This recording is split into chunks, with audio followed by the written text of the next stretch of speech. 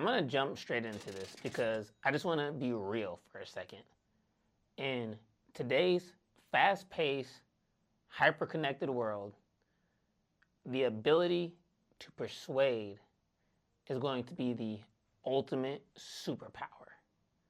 And by that, what I really mean is like you have to learn to forget the old school command and control vibes, because now it's really all about collaboration, innovation, and understanding your why behind everything, basically.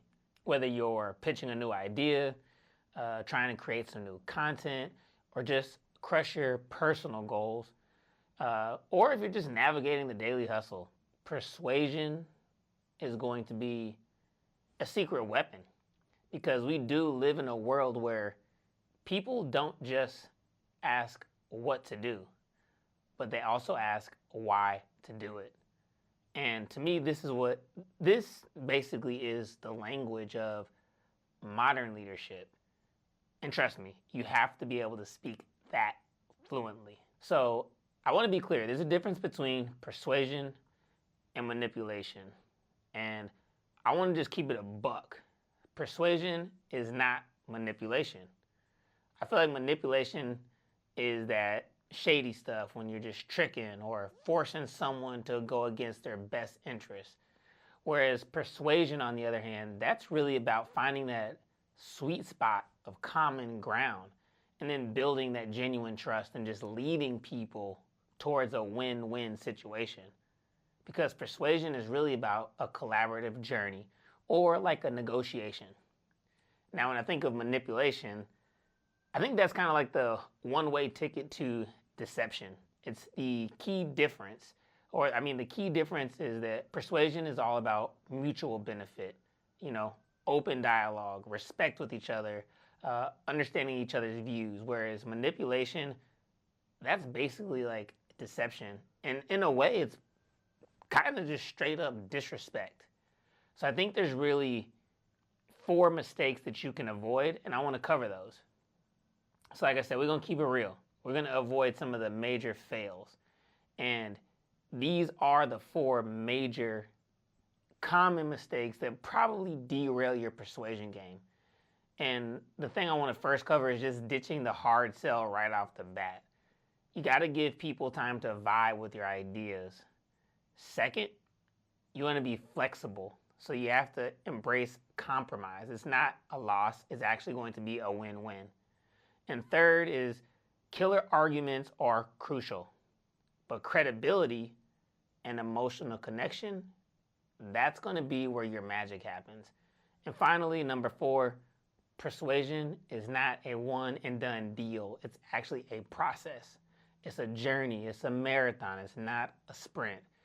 Now, when I jump into the 4 essential steps to effective persuasion, I think those are completely different, right? Again, they're steps now. So if we were to get into like what I like to consider the good stuff, you have to ask yourself, how do you persuade like the big dogs? And the 4 essential steps that I want to break down that I've learned over the years is, first, you got to establish credibility. You have to build your expertise through knowledge and experience. Get out there and get on the grind. Then cultivate solid relationships based on trust and integrity. Because if you're lacking in an area, you can bring in credible experts to back you up. Then what you want to do is frame for common ground. And by that, what I mean is you have to understand the needs of your audience, their pain points, what makes them tick, and then present your ideas in a way that highlights the mutual benefit. So you have to make sure to focus on what the other person gets out of it. What's the impact? What's the benefit factor for them? You also want to be able to provide vivid evidence. So use stories, use metaphors, analogies. You got to paint the picture with your words. Don't just throw numbers and data at people. Even though I'm a big fan of data, you have to bring those numbers to life with real world examples. Because sometimes, even though numbers don't lie, numbers can be cold. And stories, they're going to be hot. And lastly, you have to connect emotionally. So you have to learn to show your passion. Let your enthusiasm shine. Don't dim your light. You have to tune into your audience's emotional state. And to do that, you want to adjust your vibe accordingly. Match your energy to theirs. It's going to be different per audience, per person, but you have to find that common ground. Now, if we were to break it down with some real world vibes or aura, whatever y'all call it, let's just imagine a team using a relatable analogy to explain a complex tech concept. So we're going to make it click for everyone. Or let's just, let's picture a leader using storytelling to ignite passion. They want to be able to inspire their team and create that shared vision and drive. I feel like we all go through that at work. Now, those are all opportunities where you can use these persuasion skills. You have to look at persuasion in a way that isn't just a work thing, because persuasion is actually a life thing. And by mastering the skill of persuasion, you actually bring stronger connections. And then that's how you go crush your goals and make real impact.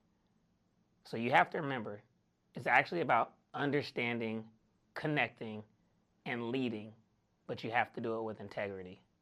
Because persuasion is a process. Again, it's not a one and done thing. So go out there and persuade with purpose and level up your game. I appreciate y'all for watching this one. I'm going to keep it short. Like this video, subscribe to the channel, share it to somebody, and go persuade the game. Get it cracking, y'all. Thanks for watching.